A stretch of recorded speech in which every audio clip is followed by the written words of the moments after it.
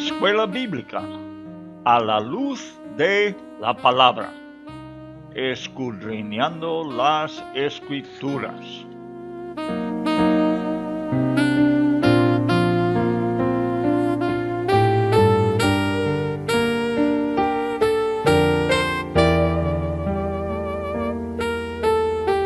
Luz a las Naciones, canal cristiano de comunicación, presenta A la luz de la palabra, un estudio expositivo de la palabra de Dios, una presentación minuciosa de toda la Escritura, porque es inspirada por Dios y útil para enseñar, para redarguir, para corregir, para instruir en justicia, a fin de que el hombre de Dios sea perfecto, enteramente preparado para toda buena obra.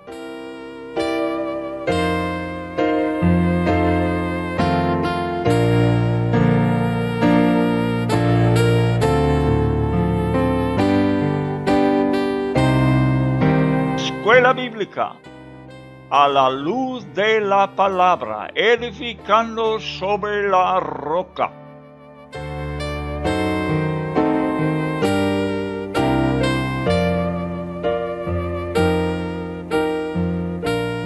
Los libros históricos, el Dios de la historia.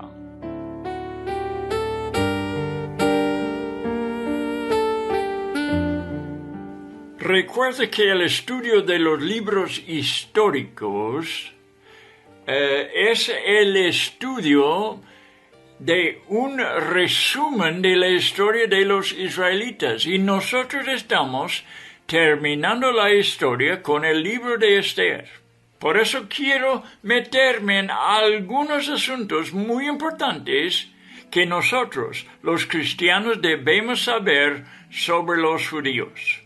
Vamos a un tiempo, muchos años atrás, para ver un discurso que dio Moisés a los que estaban para entrar apenas en la tierra prometida.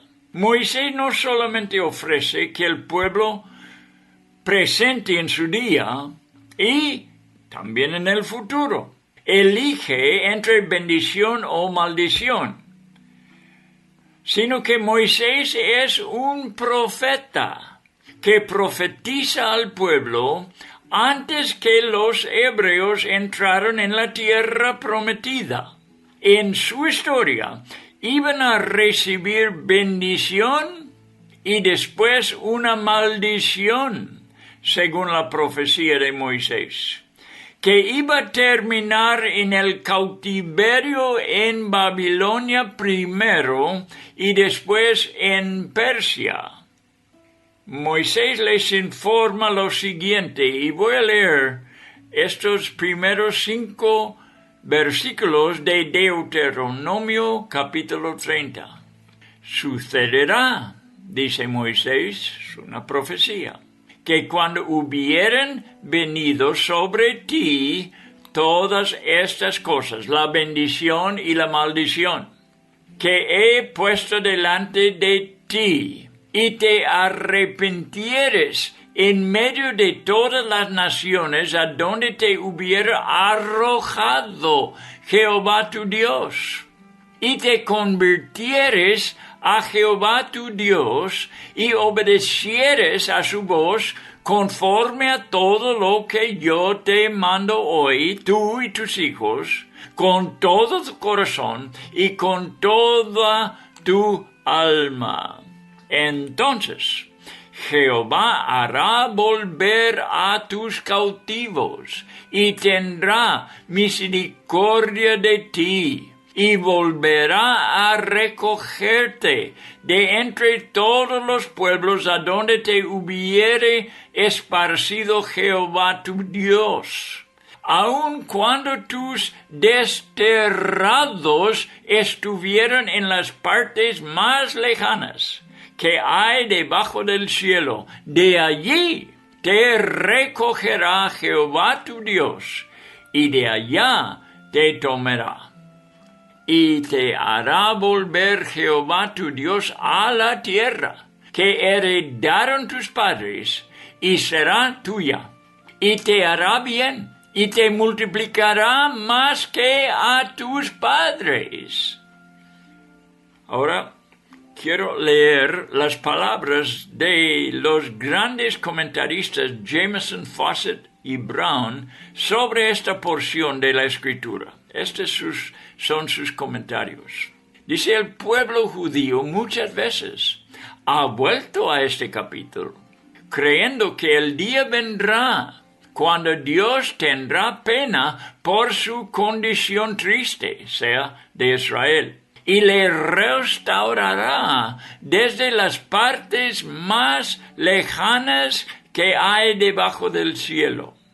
No lo considera cumplida la promesa al volver un remanente de su raza bajo Nehemías y Esdras. No lo considera el cumplimiento de lo que acabamos de leer.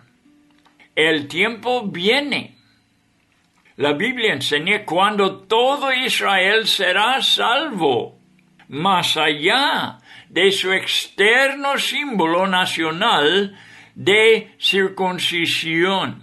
La preciosa promesa de Deuteronomio 30, donde el rito inicial del judaísmo, que es, o sea, la circuncisión, tendrá su cumplimiento espiritual. Y la promesa que están esperando los judíos es que algún día ésta sea convertido en algo espiritual. Y el cristiano puede saber que este externo símbolo nacional de circuncisión será convertido a una fe verdadera en Cristo como su Mesías y Salvador. Que esto va a pasar un día y todo Israel será salvo. Ahora quiero citar del libro de Ezequiel, capítulo 37, versículo 1 hasta 14. Lo puedes buscar en tu Biblia, si me quieres seguir en la lectura.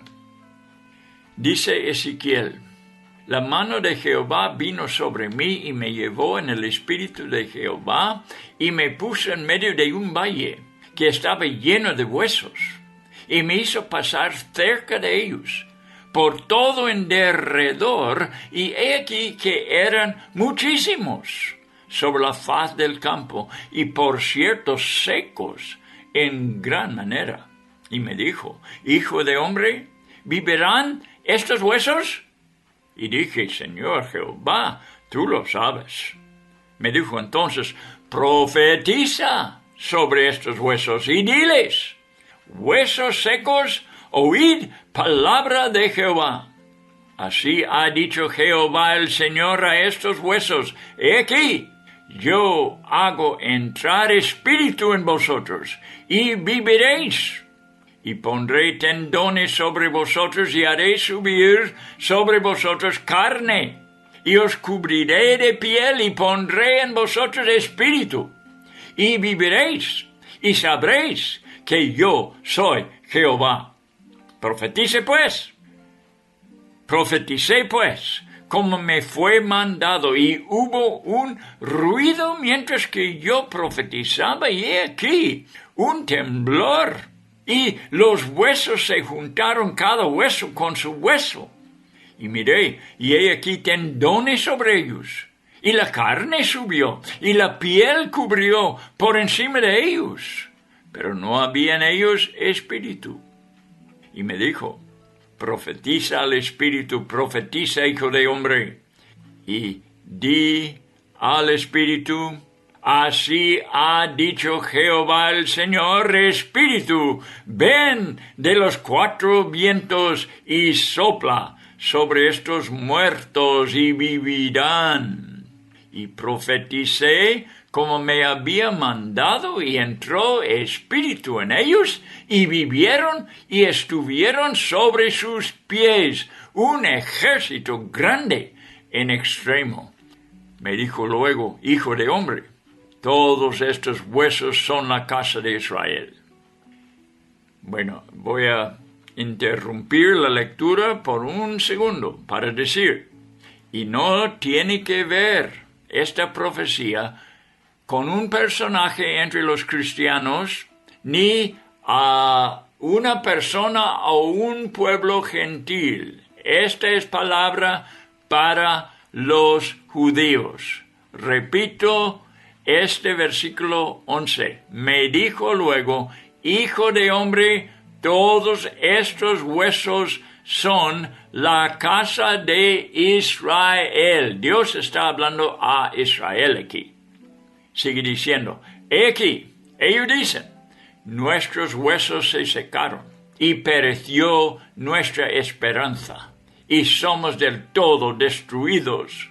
Por tanto, profetice y diles, así ha dicho Jehová el Señor, he aquí, yo abro vuestros sepulcros, pueblo mío, y os haré subir de vuestras sepulturas. ¿De qué está hablando aquí las sepulturas y los sepulcros? Está hablando de las naciones donde habían llegado los judíos que no tenían patria en aquel entonces.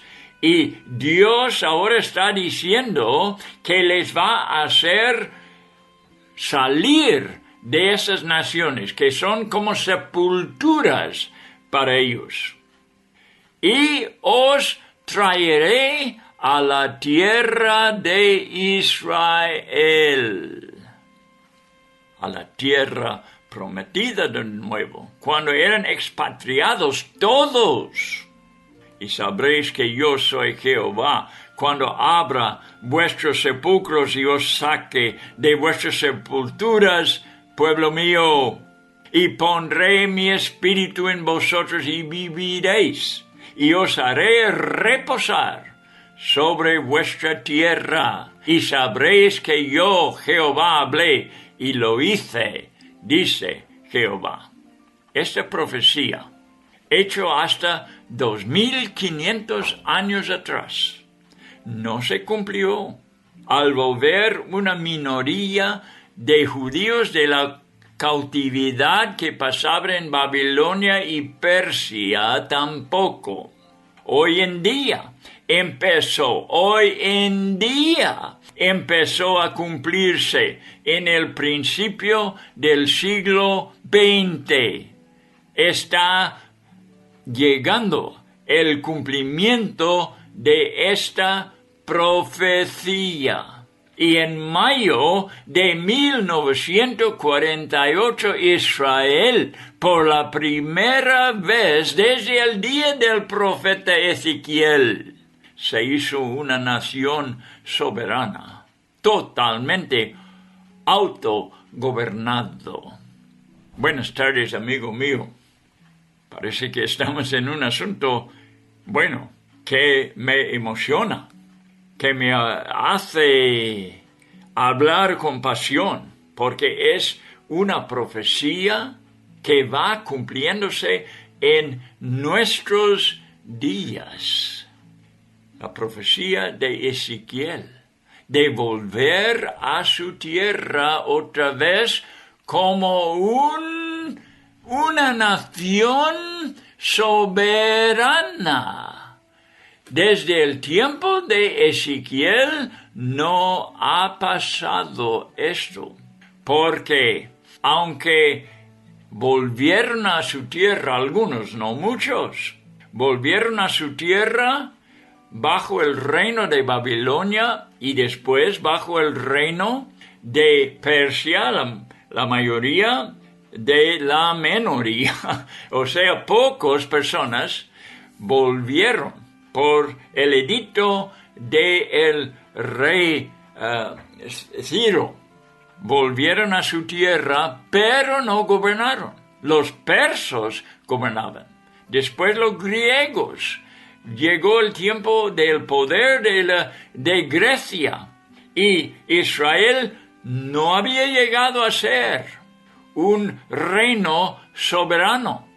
Y entonces bajo los romanos. sabemos muy bien de esto si hemos leído los evangelios. ¿Estaba en el tiempo de los romanos Israel una nación soberana? Para nada. ¿Qué leemos? Que había ahí un hombre llamado Pilato. ¿Y qué era Pilato? ¿Era un gobernador judío? No, romano. Los romanos estaban apoderados de Israel. Sí, Israel tenía ciertos líderes, 70 personas en Jerusalén, pero no pudieron, por ejemplo, cuando querían ejecutar a Cristo, no lo podían hacer. No era legal. Tenían que acudir a los romanos para conseguir permiso. Bueno, entonces, Israel, lo que quiero decir es esto, que desde el tiempo de Ezequiel, cuando ya estaba en cautiverio el pueblo, desde entonces hasta un tiempo moderno, no se hizo Israel una nación soberana, sino una nación gobernada por otros poderes. Entonces empiece a cumplir la profecía de Ezequiel en los principios del siglo XX, cuando en todas partes del mundo los judíos empiezan a regresar a lo que se llamaba Palestina en aquel entonces. Empiezan a poblar la nación. Y en el año 1948, unos 3 o 4 años después de la Segunda Guerra Mundial, cuando los judíos fueron ejecutados en cámaras de gas, 6 millones y más, algunos dicen un número más grande todavía, fueron ejecutados en Rusia. Yo no sé, pero sé que por esta persecución tremenda ganaba Israel o los judíos la simpatía del mundo por un poco de tiempo, de manera que Inglaterra, que apoderaba de Palestina, entregó el país otra vez en las manos de los judíos. Y en 1944, unos 3, 4 años después, Israel se proclamó una nación soberana por primera vez en 2500 años. Estamos viendo delante de nuestros ojos en las noticias de hoy el cumplimiento de la profecía de Moisés, lo que leímos antes, y lo de Ezequiel y otros más que no voy a citar ahora. Los judíos ya están en su propia tierra y empieza a cumplirse en el principio del siglo XX las profecías. En mayo de 1948, Israel, por la primera vez desde el día del profeta Ezequiel, se hizo una nación soberana, autogobernado. Y es una nación próspera. Bueno, amigos, estoy contando algo para terminar con la historia que nosotros estamos viendo en el libro de Esther, porque en esos días se levantó un enemigo que quería exterminar a los judíos, borrarles de la tierra. Y ahora nosotros estamos en lo que pasó. Vamos en el capítulo 9 y 10. Dios soberano es el Dios de toda la historia de este planeta, incluso y mayormente en control de lo que pasa en el Medio Oriente, en Israel. Ha estado siempre inmensamente involucrado con la historia de una pequeña tierra. En el Nuevo Testamento, Esteban y Pablo predicaron haciendo referencia a toda la historia. Cómo salieron de Egipto, cómo pasaron por el desierto, cómo entraron en Canaán en su día. Y venció contra las naciones que habitaban en Canaán y poseyeron esa tierra. Cuando entraron los romanos en el año 70, 37 años después de Jesucristo, ellos tenían que volar por su vida, huir, y fueron esparcidos en toda la tierra, habían perdido su patria. Y te digo, y estoy diciendo que en toda esa época, en todo ese tiempo, no pudieron morar en la tierra prometida que Dios prometió a Abraham, Isaac y Jacob. Ahora he contado lo que ha pasado últimamente. Están otra vez en su tierra. Pues por eso vamos capítulo tras capítulo estudiando las historias bíblicas con este fin de saber cómo Dios obró en esa tierra y cómo Dios sigue obrando. No voy a dejaros olvidar de que aunque el tema es muy grande hoy que estoy hablando, hay algo que es más importante para nosotros, y es que nosotros recibamos un concepto de Dios bíblico. Y Dios se manifiesta en el libro de Esther sin que el escritor, no sé quién era, menciona ni da el nombre de Dios en todo el libro. Muy curioso. Y yo creo que era la voluntad de Dios para que vemos cómo Dios se manifiesta aunque no es nombrado. Lo veremos por todos los capítulos. Dios manifestándose por sus caminos, por sus obras. Cuando digo caminos es exactamente lo que quiero decir, sus obras. Sus maneras de funcionar lo vemos por todo el libro de Esther. También tengo que recordarles, si vamos a aprovechar el estudio hoy en día, este estudio tiene que ser espiritual. No como si estuviéramos estudiando en una aula la historia universal o la historia de una nación o la historia de un territorio. No. Nuestro estudio estamos haciendo en la escuela del Espíritu Santo. Y Él tiene que estar en nuestro estudio. Él me tiene que ayudar a compartir estas cosas y Él tiene que ayudar a ti mientras que escuches para que la palabra penetre en la profundidad de tu ser. Es decir, recibirlo espiritualmente, no intelectualmente. Intelectual usarás el cerebro, es cierto. Pero si no llega al corazón, es en vano lo que vamos a estudiar.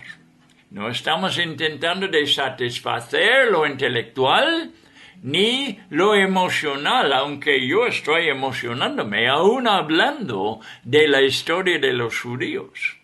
Pero el principio no es emocionarnos. Lo que queremos hacer, y aunque emocionamos, eso no es malo. Pero digo, este no es el fin. El fin es de que por medio de la Biblia tengamos confianza en Dios o fe, porque la fe viene por el oír, es decir, la capacidad de poder oír la palabra de Dios. La fe viene.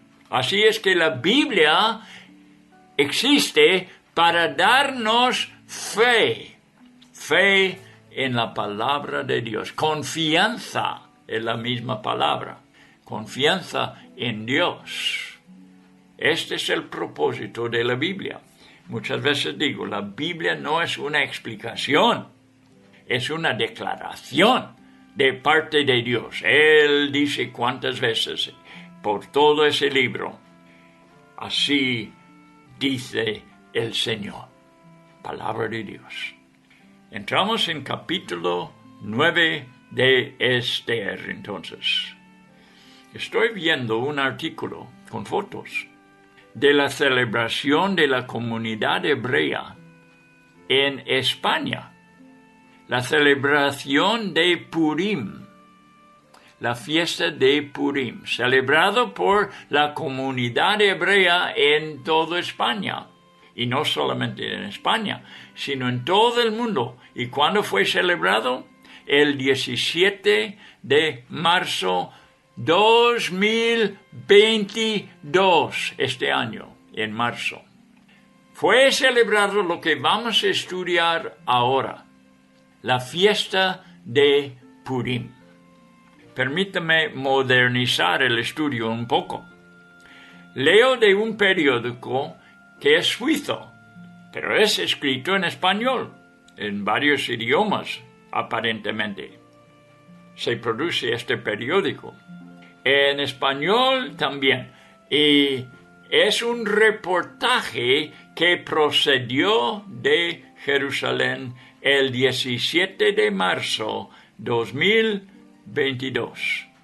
Dice el artículo: Israel celebra hoy Purim, una de las festividades más populares del judaísmo. Se hacen grandes fiestas de disfraces por todo el país. Este año sin restricciones por el coronavirus. Esta festividad carnavalesca, que tanto religiosos como seculares festejan de distintas maneras, rememora el episodio bíblico en que la reina Esther intercede para salvar de un genocidio a los judíos del imperio persa. Lo estamos estudiando en nuestras Biblias, hombre. La festividad empezó ayer, dice el reportaje, al anochecer, en la mayor parte de Israel, mientras que en Jerusalén dará comienzo cuando anochezca hoy por la tarde, ya que la tradición marca que se tiene que conmemorar con una jornada de posterioridad en las ciudades amuralladas. En Tel Aviv, urbe liberal a las orillas del Mediterráneo, había esta mañana gente disfrazada con todo tipo de atuendos y muchas personas en los restaurantes. Pese a que oficialmente hoy es una jornada laborable en Israel, el ambiente tanto en las calles como en lugares de trabajo es festivo. A su vez, la falta de restricciones de la fiesta de Purim de este año contrasta con el pasado, cuando el gobierno impuso un toque de queda nocturno de 3 días para evitar las aglomeraciones y un aumento de casos de COVID-19. Esta festividad recupera el episodio del libro de Esther, en que Amán, gran visir del imperio persa, pidió al rey Asuero que matase a todos los judíos de su reino, porque no toleraba que el padre adoptivo de Esther, que aquí lo dan un nombre que no hemos usado el nombre en la Biblia, Mardoqueo, ¿verdad? Aquí dicen Mordejai, es la misma persona. Y no toleraba que él no se arrodillara ante Amán, ante él mismo. una mujer judía, Esther, una mujer judía que era la reina de Persia, ayudó entonces a evitar el genocidio después de interceder ante Asuero. El rey autorizó a los judíos que se defendieran. Mira cómo está contando esto correctamente según la Biblia. El rey autorizó a los judíos que se defendieran y durante la jornada fijada para la ejecución, sea el 13 del mes hebreo de Adar, la comunidad judía consiguió derrotar a sus enemigos. Durante este tiempo, públicamente se leen todo el libro de Esther, al principiar la fiesta y una vez más en medio de la fiesta. Lo leen 2 veces. Todo el libro de Esther, lo que nosotros estamos estudiando en estos días y lo vamos a terminar pronto. Y por eso yo creía necesario de que hablara del futuro, porque la historia de los judíos no se va a acabar con la historia de Esther. Hay profecías que se está cumpliendo como ya hemos visto. Bien, ahora vamos a seguir con la Biblia abierta a Esther capítulo 9. Tenemos 2 capítulos todavía y el último solamente tiene 3 versículos. Así que vamos a terminar muy pronto este estudio. Vamos a ver lo que tenemos aquí en capítulo 9 de Esther. En el mes 12º, que es el mes de Adar, es que es los hebreos tienen la misma fecha hoy en día, los mismos meses, y celebran en los días según los meses de ellos. Esto ocurre en el mundo español y en todo el mundo en el día 17, o no me acuerdo, pero es en el mes de marzo. Bueno, en el mes 12º, que es el mes de Adar, a los 13 días del mismo mes, cuando debía ser ejecutado el mandamiento del rey y su decreto, el mismo día en que los enemigos de los judíos esperaban enseñorearse de ellos, sucedió lo contrario, porque los judíos se enseñorearon de los que los aborrecían. Los enemigos de los judíos son muchos, eran y son.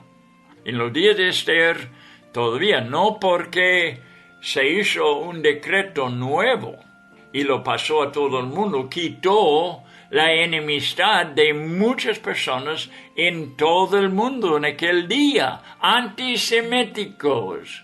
Los llamamos hoy en día y siguen existiendo en cantidad en el mundo de hoy. Los enemigos de los judíos son muchos.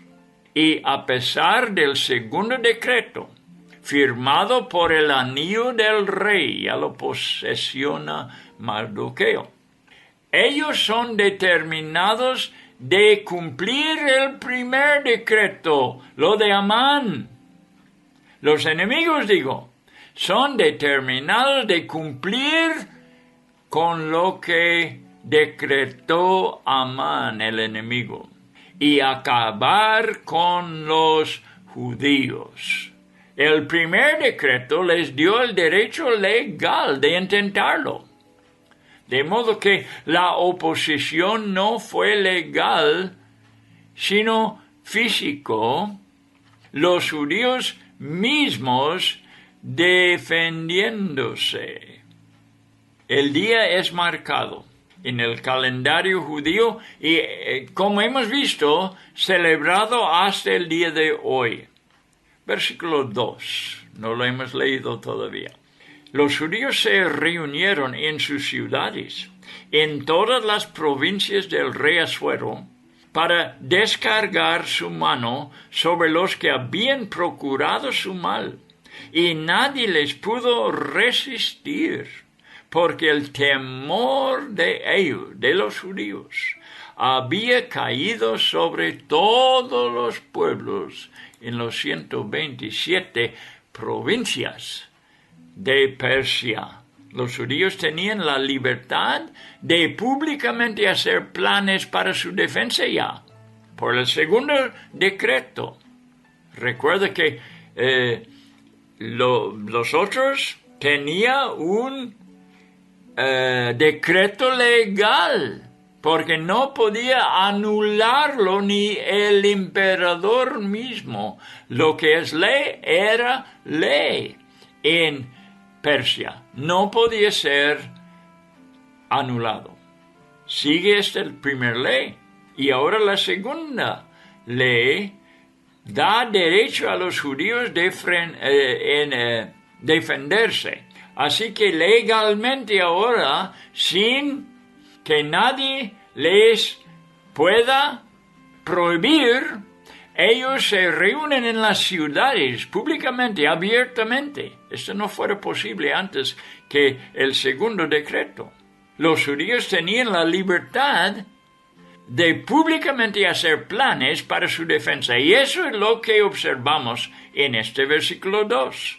Tenían el apoyo del emperador ya, de la reina Esther, y el oficial más potente del gobierno, Mardoqueo, un judío. Y más que todo, tenían la mano del Omnipotente a su favor. Con ningún estorbo se reúnen en las ciudades y desde ellas se defienden. La ventaja había pasado en su favor. Además, el estado de ánimo estaba fuertemente a su favor también. Y eso tenía mucho que ver con los resultados. Dice que el temor de ellos había caído sobre todos los pueblos. Este fue el resultado de lo que estaba pasando en Susa, el capital. Por el nuevo edicto. Bueno, vamos a leer versículo 3. 9:3. Y todos los príncipes de las provincias, los sátrapas, capitanes y oficiales del rey apoyaban a los judíos. Antes no. Antes no hubieran dejado que se congregaran en las ciudades. Pero ahora por el primer edicto, pues, ya que ha sido publicado el segundo decreto, las autoridades en los 127 provincias se sometan al segundo decreto y se ponen en favor de los judíos. Este es el cambio ya. Y todos los príncipes, sátrapas, capitanes y oficiales apoyaban a los judíos porque el temor de Mardoqueo había caído sobre ellos. Está muerto Amán. Mardoqueo toma su lugar y ahora todo el mundo le respeta, el nuevo oficial en el palacio en Susa. Bien, por el nuevo edicto, las autoridades de las provincias también les apoyaban a los judíos, porque ya un Mardoqueo llevaba la autoridad del emperador. Versículo 4. Pues Mardoqueo era grande en la casa del rey, y su fama iba por todas las provincias. Mardoqueo iba engrandeciéndose más y más. Su autoridad era grande y su fama rápidamente fue proclamada en todo el imperio e iba en aumento. Temor por él motivaba a los gobernantes. Sabiendo que era judío, atacar a su pueblo sería un intento por la gente que más le odiaba. porque fácil era ver que el ímpetu había pasado a su favor, y todos pudieron saberlo. Seguir con los planes contra los judíos era un hecho ya insensato, quizás loco, que la sabiduría no permitiría que lo llevara a cabo, y que solamente un odio fanático les obligaba a seguir adelante a los enemigos. Versículo 5. Y asolaron los judíos a todos sus enemigos a filo de espada y con mortandad y destrucción, e hicieron con sus enemigos como quisieron. La victoria fue rotunda y total en todo el imperio. Versículo 6. Comento brevemente de aquí en adelante. En Susa, capital del reino, mataron y destruyeron los judíos a 500 hombres. Destruyeron los judíos a 500 hombres. En la ciudad capital, donde los judíos mataron a 500 hombres, el rey mismo podía ver la derrota antes que las noticias entraron de las provincias. Menciona el texto a los 10 hijos de Amán. Enseguida, lo vamos a leer. Nombres, también sus nombres están. Nombres persas, notables. Y un comentarista informa que pueden ser encontrados entre raíces persas antiguas. Estos nombres. Vamos a ver cómo se llamaban. Versículo 6. En Susa, capital del reino, mataron y destruyeron los judíos a 500 hombres. 7. Mataron entonces a Parsandata, Daltón, Aspata, Porata, Adalia, Adridata, Parmasta, Arisai, Aridai y Vaizata, 10 hijos de Amán, hijo de Amedata, enemigo de los judíos. Pero los judíos no tocaron sus bienes. Bien, cuando los judíos leen la historia, hoy en día, si hubiéramos estado ahí, pudiéramos escucharlo. Cuando los judíos leen la historia, fíjate, pronuncian los nombres que yo acabo de leer, los nombres juntos sin tomar un respiro, porque ellos murieron juntos, así de costumbre, pronuncian los nombres de los hijos de Amán sin tomar una respiración. No sé si pudiera yo hacerlo. Todo esto pasó como retribución por la enemistad de su padre Amán contra los judíos, y por eso actuaron los judíos sin aprovechar de sus bienes. No quisieron los bienes. Quisieron que la retribución, la justicia cayera sobre esta familia. Versículo 11.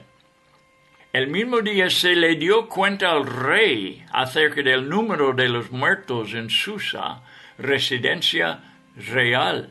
Voy a seguir leyendo. Y dijo el rey a la reina Esther en Susa, capital del reino: los judíos han matado a 500 hombres y a 10 hijos de Amán. ¿Qué habrá hecho en las otras provincias del rey? Mucha destrucción. ¿Cuál pues ahora es tu petición? Y te será concedida. ¿O qué más es tu demanda? Y será hecho. Bueno, en el capital llegaron las noticias, primeramente al rey, a su atención, y las cuenta a la reina, como cumplimiento de su respuesta a su petición. Aún así, se pone a la disposición de Esther por cualquier otra cosa que pidiera el rey. tan leal es él a su reina, Esther.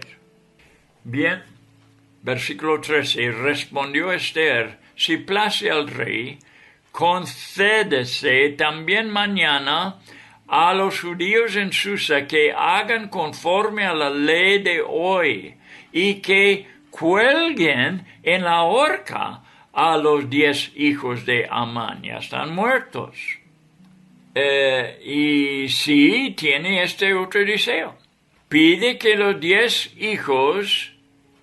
Esther que los 10 hijos de Amán, aparentemente ya matados en Susa, el capital, que fueran colgados a la vista pública para un testimonio de lo que sucede al levantarse contra el pueblo de Dios.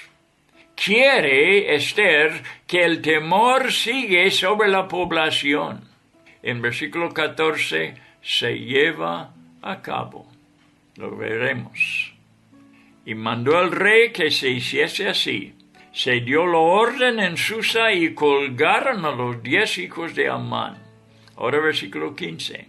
Y los judíos que estaban en Susa se juntaron también el 14 del mes de Adar y mataron en Susa a 300 hombres, pero no tocaron sus bienes. Se me hace que esto es una repetición de lo que nos hemos leído antes. 300 personas más los 10 hijos de Amán fueron destruidos. Fue el día 14 y los judíos mataron a 300 en Susa. Otra vez, no aprovecharon de sus bienes. Ahora versículo 16. Y en cuanto a los otros judíos que estaban en las provincias del rey, también se juntaron y se pusieron en defensa de su vida y descansaron de sus enemigos y mataron de sus contrarios a 75,000. Pero no tocaron sus bienes. No fue para ganar algo, fue para manifestar lo que pasa con los enemigos de Israel, los antisemitas.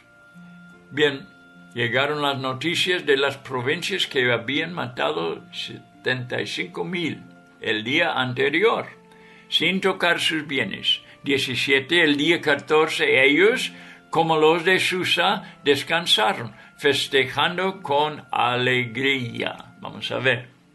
Este fue en el día 13 del mes de Adar y reposaron en el día 14 del mismo y lo hicieron día de banquete y de alegría. 18, pero los judíos que estaban en Susa se juntaron el día 13 y el 14 del mismo mes y el 15 del mismo reposaron y lo hicieron día de banquete y de regocijo. Bien, viendo los detalles, ¿verdad? En Susa no terminaron con los enemigos hasta el día 14. Y entonces hicieron un banquete el día 15. Los aldeanos celebraban el día 14. Vea, versículo 19. Mientras que los de Susa celebraron el día 15. Por tanto, los judíos aldeanos que habitaban en las villas sin muro hacen a los 14 del mes de Adar el día de alegría y de banquete, un día de regocijo y para enviar porciones cada uno a su vecino. Bien, los aldeanos celebraban el día 14 y los de Susa celebraron el siguiente día. No sé, pero ¿recuerda lo que leímos en el reportaje? Que en Israel, en Jerusalén, empezaron un día más tarde también festejar. No sé si es por lo que pasó en Persia, que hasta hoy los judíos en todas partes de Israel celebran el día antes que los de Jerusalén. ¿Cómo celebraron en aquel entonces los aldeanos? Los aldeanos celebraron un día antes que los de la ciudad de Jerusalén. dice que se reparten la comida unos con otros. Parece que hemos llegado al minuto número 50 de nuestro estudio hoy. Y claro, yo sé que no puedo terminar, aunque no nos falta mucho que decir sobre esta porción, sobre este capítulo y el último. Pero en el siguiente programa estoy seguro que vamos a terminar con los libros históricos y este gran libro de Esther tan interesante. Espero que habéis aprovechado. Para mí es un gran placer anunciar, no solamente hablando de la historia de los judíos, sino de su futuro y lo que está pasando en el tiempo moderno mientras que estoy aquí dando este programa y tú estás donde estés escuchándola. Los judíos han vuelto a su país, a su nación, como fue profetizado y no había sido cumplido hasta el siglo XX. Estamos viviendo en el cumplimiento de las profecías, amigo mío.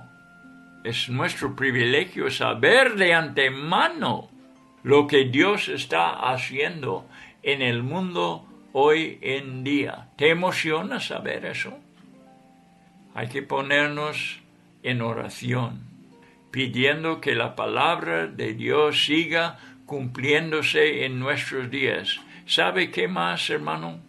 Vamos a orar que Dios nos mande un gran movimiento sobre la iglesia también en nuestros días, en estos últimos días. Últimos, porque estamos viendo el cumplimiento de las profecías que iba a pasar, según la Biblia, en los últimos días.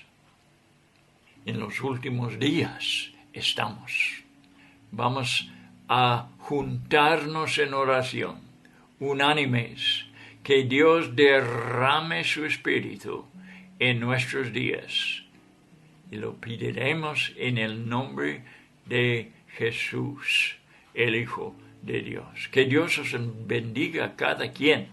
Otra vez digo, espero que habéis captado este mensaje. Es tan importante que lo captes. Si no lo habéis captado bien, bueno, aparecerá en la página web de Radio Luz a las Naciones y vas a poder escucharlo otra vez para captarlo bien lo que está pasando en nuestros días. Que Dios te bendiga, hermano mío, con todas las bendiciones que Dios tiene para su pueblo en estos días. Hasta la próxima vez.